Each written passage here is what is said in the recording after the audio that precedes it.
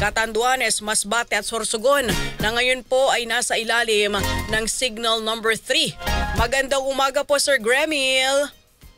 Hello ma'am, magandang umaga po at sa lahat po na nakikinig po sa atin ngayon. Opo, sir, kamustahin natin unang-una ang lagay po ng panahon dyan po sa Region 5? Sa ngayon po, dito po sa station po namin sa Legazpi City ay medyo makulimlim pa po at umuulan-ulan, pero hindi na po gaya kaninang early morning na may malakas na hangin, na pabugso-bugso at malakas na ulan. Opo, kaninang umaga nyo po naramdaman yung hagupit nito si Bagyong Opong?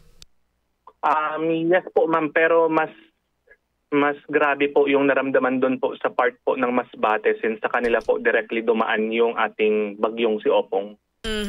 May mga kababayan po ba tayo na inilikas dahil nga po sa nararanasan natin na sama ng panahon? Yes po ma'am, sa mga nasa evacuation centers po natin, meron po tayong 10,961 families. And sa outside evacuation centers naman po, 13,618 na pamilya. And sa buong Bicol po, for inside and outside evacuation centers na 24,579 families po ma'am as of this morning po. Opo, wala naman po sana. Pero meron po ba tayo, Sir Gremil, ng mga casualties sa mga oras na ito?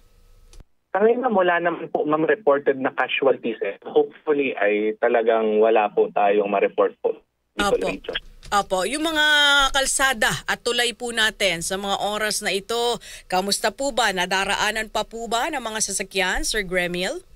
Diyan po sa Masbate ma'am, hinintay lang po natin yung information ng kung merong unpassable roads. Pero dito po sa National Highway sa mainland Bicol po ay wala naman pong naiulat na unpassable roads po ma'am. Opo, so ibig sabihin wala po tayong baha na monitor dyan po sa Bicol Region?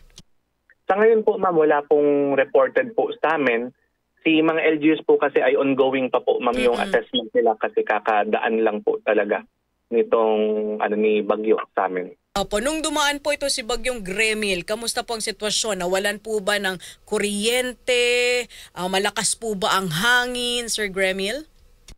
Dito po sa station po namin kanina po nawalan po pero bumalik din naman po agad after a few hours. Pero sa Masbate we have reports po initially na unofficial reports from photos from the PDRMO na may mga damage na electrical lines dyan sa Masbate.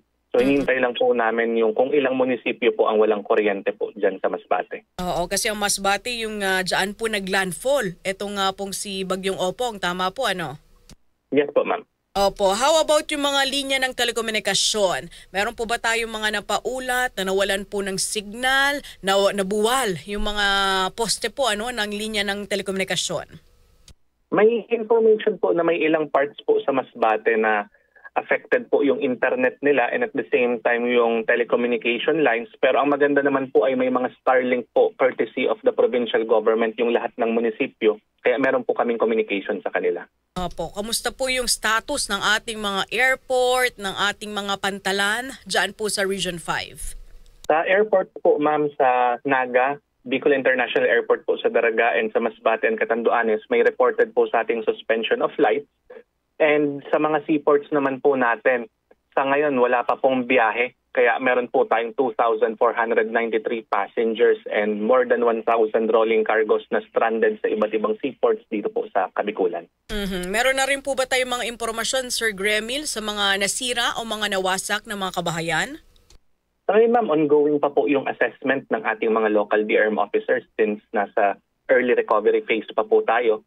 And hopefully by the end of the day, mayroon na tayong konting data sa mga reports on damages po. How about initial information hinggil po sa lawak ng pinsala sa sektor po ng agrikultura at saka ng infrastruktura? Sa ngayon ma'am, for agriculture ay wala pa pong reports since medyo maulan pa po. Baka mag-start po ang assessment niyan maybe tomorrow po ma'am.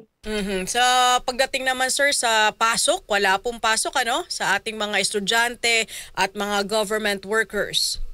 Yes po ma'am, within Bicol po ma'am. Opo. How about sir yung preparasyon po natin? Ito naman sa pagbibigay po ng ating ayuda dito po sa mga kababayan po na mga inilikas.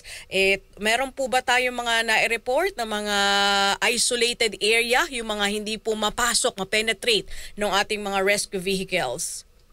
Ngayon ma'am, wala pa pong nare-report po sa amin na mga isolated areas or barangays.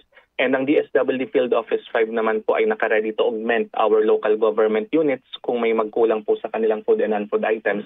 And OCD 5 naman po ay once na nag-clear na po yung weather and pwede na rin po ang biyahe by sea and by air, ay tutulak agad yung team namin to assist in the assessment po dyan sa Masbate. Wala pang rekomendasyon so far, Sir Gremil, kung isa sa ilalim sa state of calamity ito pong Masbate? Sa ngayon ma'am, wala pa naman pong nakakarating sa amin na information from the PDRRMO. Opo, sa mga kababayan po natin na nais po maghatid ng tulong dyan po sa mga kababayan natin sa Region 5, saan po sila po pwede na makipag-ugnayan, Sir Gremil? Sa ngayon po ay pwede po tayong makipag-ugnayan directly. Kung meron na pong signal dyan po sa Masbate, sa kanilang hotline number sa 0954-155-2638. And sa mga kanya-kanyang provincial DRMOs naman kung sa ibang provinces po natin gustong iparating yung tulong, matatagpuan po ang mga hotline numbers po nila sa aming Facebook page sa Civil Defense Bicol, Region 5. Opo, Sir Gremil, maraming salamat at mag-iingat po kayo, ha? Maraming salamat po. Ingat po tayong lahat. Tutok Bagyo. May issue, may reaksyon, sali na sa diskusyon.